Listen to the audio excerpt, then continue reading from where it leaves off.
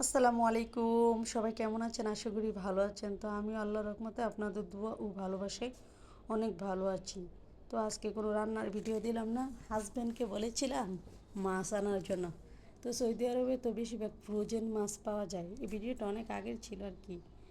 তো সৌদি আরবে ফ্রোজেন মাছ, ফ্রেশ মাছটা কমই পাওয়া যায়। তো ফ্রোজেন একটা রুই মাছ নিয়ে আসলো। প্রায় 2.5 কেজির মতো। মাশাল্লাহ, দেখুন টুকরাগুলো কত বড় বড় আর অনেক ফ্রেশ ছিল মাছটা।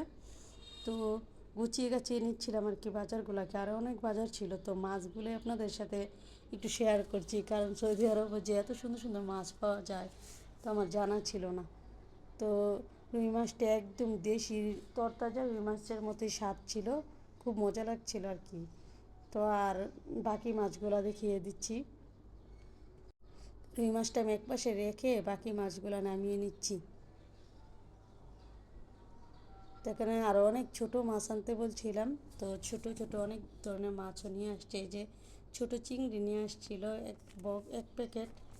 তো নিয়ে আসছিল এখানে নদীর বিভিন্ন মিক্স ছোট মাছ। ছোট মাছটা আমার সবসময় খুব পছন্দের মাছ, তো নিয়ে আসতে বলছিলাম আর কি।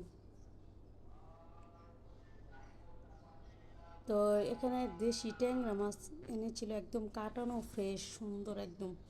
শুধু ধুয়ে রান্না করে নিয়েছি। একদম কাটানো কুটানো একদম একদম ডলানো পরিষ্কার সাদা একদম, খুব সুন্দরভাবে পরিষ্কার করানো ছিল আর কি। সবগুলো মাছই কাটানো ছিল, ওই ছোটো মাছের প্যাকেটটা কাটানো শুধু ছিল। আর এখানে এনেছিল কাচকি মাছ।